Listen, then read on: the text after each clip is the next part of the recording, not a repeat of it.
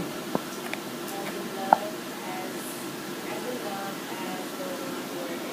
Okay, so those parallel prepositions, okay, as in, as, okay, good. Also, anyone else over here have an example of parallel structure?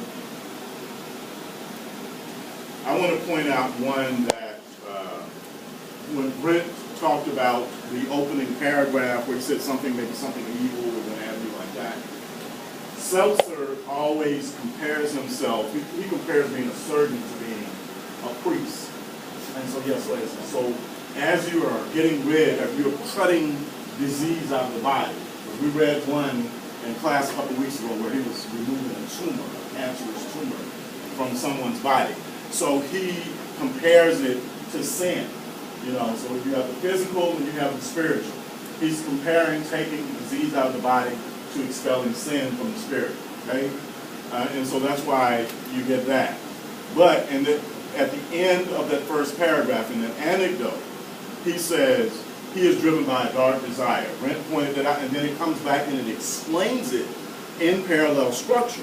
He said, he is driven by a dark desire. Well, what is that dark desire? It is to see, to feel, to discover. Okay, that's parallel structure. So you have parallel infinitives and adjectives, right?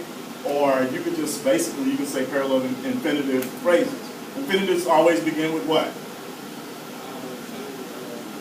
Begins with the word what? To. Right. To eat, to run, to feel. Infinitives always begin with to. And so it's parallel infinitives. Okay, I'm going to jump over here for a minute. And let's talk about the religious connotations, the religious icons. Someone give me something where either he's comparing himself to a priest, he's giving biblical allusions, or comparing what he does to some sort of religious rite. Line 45, okay?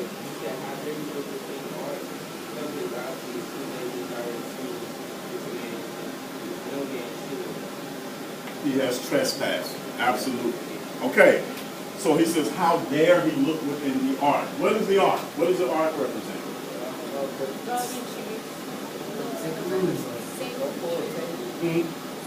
Safety.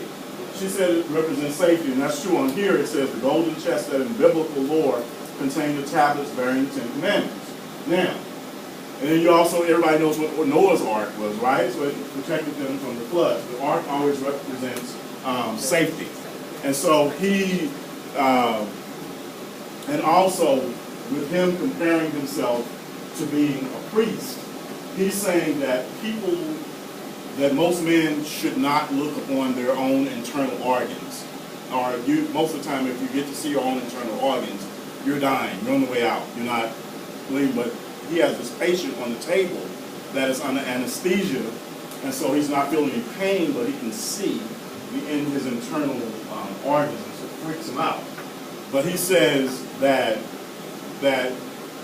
only the priest should be able to look in the ark, which if you read the Bible, it tells you if you weren't a priest and you looked in the ark, then you die. If you've ever seen the movie Raiders of the Lost Ark, where if you open the ark up, you're not a priest, you die. And so he's saying, kind of comparing the priesthood to that. Only people who have been trained to do this particular thing should be able to look upon the body, you know, the internal organs of the body, right? Any other religious illusions or images? What's an illusion? What's an illusion? Again, illusion is a what? A reference, okay? It's a reference, right? Any other religious illusions?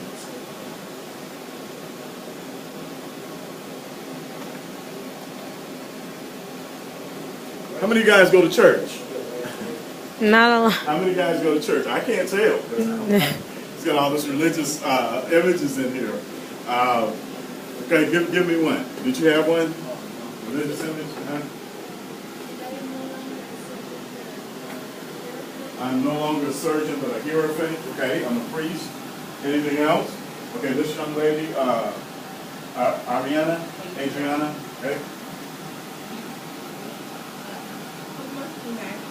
off of the angry God. Okay, good. All right, so you've done something that you shouldn't have, and so now it's time for you to be punished by God. What else? Look on line 74. I want to read it. I was going to say the one before this one. Has some priest in charge of these rights under the command silence. Right. Okay. Has some priest in charge of these rights uttered the command silence? And then he goes on. He says, "Soon you shall know surgery as a mass served with body and blood." That is a reference to what? Mass, the Lord's Supper. Okay. We drink the wine, eat the bread.